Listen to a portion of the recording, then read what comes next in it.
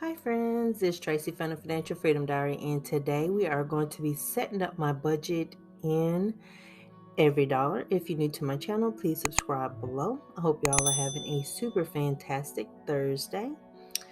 If you see me looking down, I'm going to be looking at my March monthly budget, not March, April. I never know what month it is. My April monthly budget, and I am going to be entering that in here in EveryDollar. I have looked at Mint, and I didn't really care too much for Mint, to be honest. I know I do want to get YNAB when I'm debt free, and I'm just going to roll with EveryDollar until then, or until like if my bonus in July, let's say, it's bigger than what I expected and I can get something for myself, or if I feel like getting something for myself, YNAB would be what I want to buy. I've been swinging back and forth trying to make up my mind on what to use, and excuse me, since I'm using a free version of EveryDollar, I'm just going to try to go with that for right now. You'll see that I copied my budget, my March budget, and made it my April budget. So I'm going to go in here and modify some things. So one of the things I want to do is change this category where I put that I move from my cushion. I'm going to put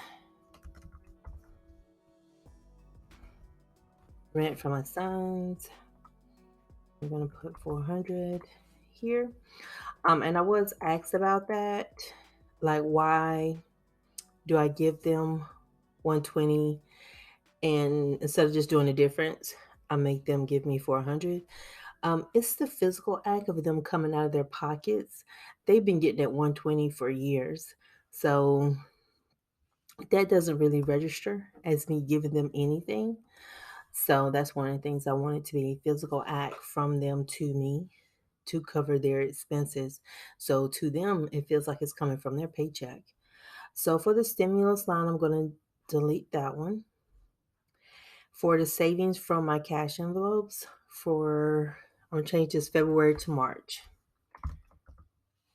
And I am going to knock the 94 down to 60. That's the minimum that I want to reach. The goal is to surpass it. And that'll be from the boys. So that brings my total income to $5804.92. I like using electronic tools like EveryDollar because my math isn't always right. And so it helps when you're plugging things into a tool like this, it'll tell you if something's wrong. And before, it used to be wrong. Sometimes I would overspend, or I would not calculate what the difference was correctly, and then I'll spend that difference and it would cause problems.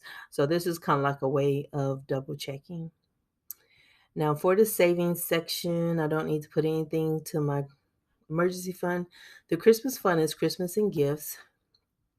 I don't have any birthdays. My youngest son's birthday is in May, and I'm going to apologize for the room appearing to be so dark. It's the amount of light that's coming in, and it is wreaking havoc. I got to figure out how to lighten everything up. Um, so let's look at my sinking funds. Gifts 90. Medical, I need to put 400 here. And that amount is not correct. It'll be correct once I reconcile for the month. Insurance is 100, and I don't know about the quarterly taxes or the YouTube savings. And so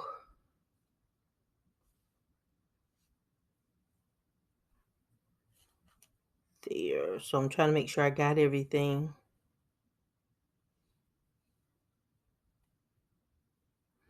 So this month I don't have anything written down here.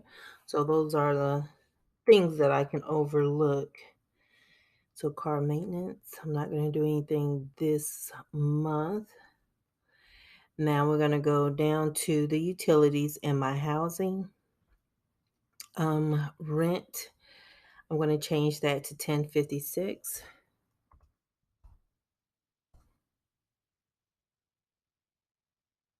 Utilities, and that's MLGW. I live in Memphis, Tennessee, and so we pay light, gas, and water at one company. Gonna budget 275. My cell phone, I'm gonna budget that at 75, and internet, it's gonna be 112. All right, and then for my gas for my car, $80. And let's scroll down to food. Groceries is $300. And my subscription, that's just my iCloud. Gonna budget $3. Household and repairs. So household is 50. Laundry is 45. My pocket money is 100. And I split that. My sons, they are 120. And let's see, health insurance, I budgeted $28. My auto insurance, I budgeted $95, so that's right. I don't need to do anything with my renter's insurance. That's not due until September, I believe. My identity theft is $7. And I don't have anything budgeted for my quarterly taxes. I have to do the math on that part. So that will be added later, probably once April starts. And so for my debt for my student loans, I have 2868.92. So let's see. Okay, yay. It's an EveryDollar budget. I always get that wrong sometimes. It's very, very stressful, the math of it all. But yeah, you'll see if you're new to looking at EveryDollar, you'll see that the starting balance on my debt is grayed out. You can't alter that until the month begins. And so that's why that's grayed out. But you can always add notes and stuff, and you can see it's been a while since I updated the note. But you can do that. One of the other things, while I scroll back up to the top, so you may be wondering why I didn't put anything into my car maintenance. It's because I'm putting 400 into my medical, and that's so they can finish up with the dental. The implant itself is done, but they're now got to do the crown and all this other stuff and send it off, all that jazz. So I'm putting aside $400 into that. So that's why I'm not putting anything into car maintenance. So once I go in for that visit in April, and then they do whatever they need to do, once I know I have enough money to pay for everything, I will be, if there's anything left over, if there's $75, I'll make sure I move that to the car maintenance. So that way I cover it for the month. So I wanted to cover that so that way you guys understood what was going on. Because I think when I did my monthly budget, I didn't explain that. But yeah, that's the whole thing is this implant. They need to finish it. And so I wanted to put 400 into that fund, because once you take out the 400 that I've spent in March, I'll be down to 1100. And my estimate sheet that I got was looking like 1,000 and something, but we'll see when I get there. A lot of times it's a lot less than what they tell me, or what they've told me in that sheet, in that treatment plan. Another thing that is good about EveryDollar is I can see last year's budget. And so this little blue box down here in the lower right hand corner pops up. And so I can just click on that, and I can actually go back to last year, and I can see my income.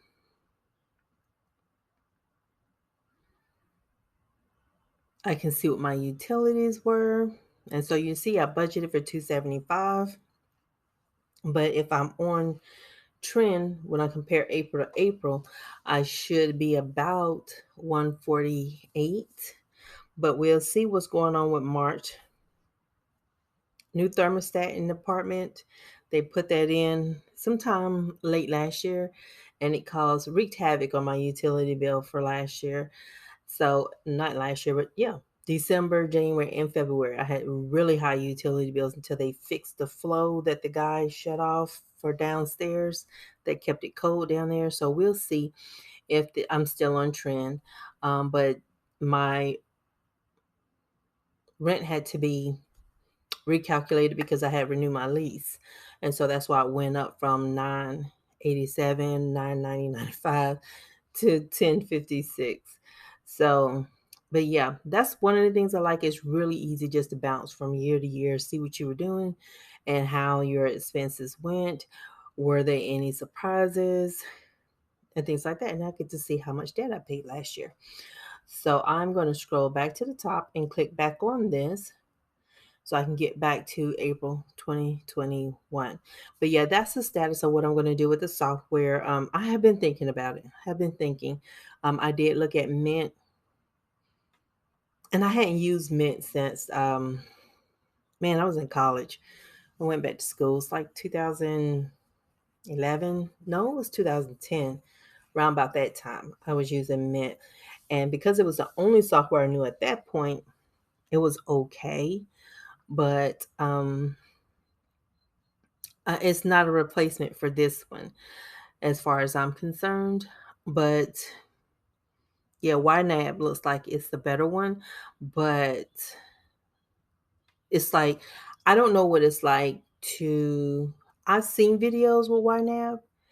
I know what I see, um, but I don't know how other people view YNAB, like from a YouTube audience. How do you see it? Because is it a lot on the screen, or how do you feel about that? And oh, I forgot to check. I can get rid of you because I've already done that. I like to see how much I'm projected to put to debt. My goal every month is to put 50% of my income to my debt. And so for April, I'm scheduled for 49%. So I'm 1% away. So any extra money that I get would be helpful to push me to 50 because that just helps move the needle a lot faster. But thank y'all for watching, and I hope y'all have a beautiful day. If you haven't had a chance to subscribe, please don't forget to do so. Let me know how y'all feel about YNAB as an audience looking at it. I know, like, as a content creator looking at it, I kind of am like, oh, I like that. I want to try it. But I don't know how that feels from an audience standpoint. EveryDollar is very, very simple in its interface. So I know how it feels to me. So, but let me know how it feels to you. But y'all have a great one, and I will talk to y'all later. Bye.